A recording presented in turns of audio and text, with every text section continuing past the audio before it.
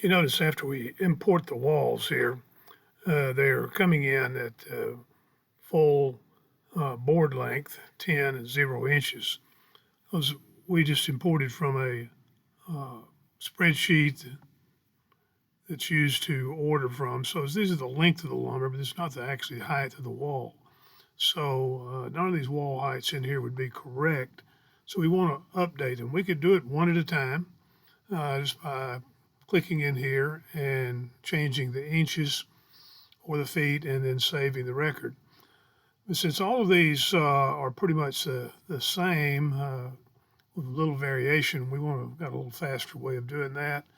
If we come back and look at the plan here, and we see the wall heights here are actually 1 inch above the dimensional lumber, 10, 20 foot, 16. So what we need to do is just add 1 inch to each one. And we can do that simply by changing the group that these are associated with. So when we first import the walls, there are no groups. If we come back and look at the wall groups here, we see nothing for this particular project. So what we're going to do is we're going to force him to reevaluate all of the wall groups. And the groups are created and associated with the different lengths. But our goal there was to get the groups created, and we see that they're all a 20 foot and 0, 16 and 0, 10 and 0. So we want to add 1 inch to this, and we can do this by double click there and bring up this particular wall group. And we're going to change that to 1 inch right there. And we need to pick what color it's going to, otherwise it's going to tell us we need to pick a color. And typically the 20s come in as red, and so I'm going to select red for that and tell it to revise the group. So which it has, and assign that. And the second most common group would be the 10 foot, and we typically make those green.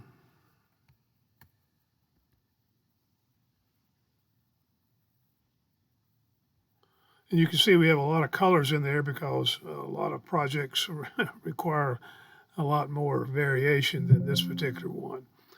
And let's just pick something that's pretty much different than red or green. Well, I was looking for just plain brown here. There it is. So now, apparently I forgot to put the 1 inch in. Yep. So now we have the 3 groups here. And actually the way the thing works here, we can, if we have to revise a wall, let's just hypothetically go through this. Let's go back to walls here. And let's just say that we had some of these walls that were not exactly the same length, and it doesn't matter what length I put in here, but let's change this to a 2 here. We'll save that, and we'll just go ahead and change the next one here to a 2. So, and effectively, we're creating a different wall group. If we come back down here now and rerun one of our reports, it will actually recalculate all of the wall groups.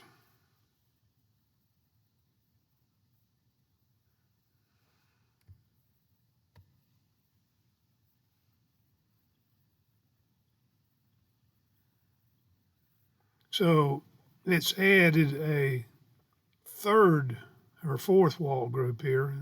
I went ahead and assigned its own color to it, which is fine.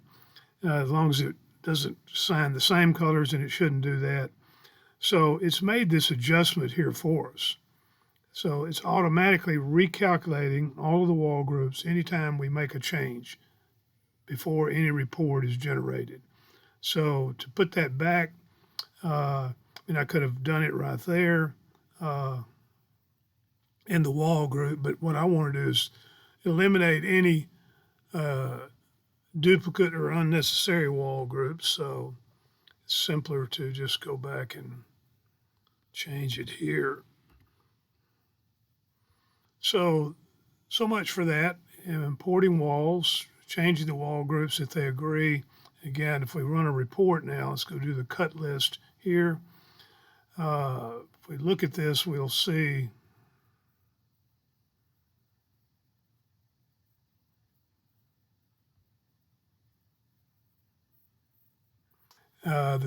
we only have kings because we haven't really done anything else in here. So we have a single page here, and we have king studs that are set to the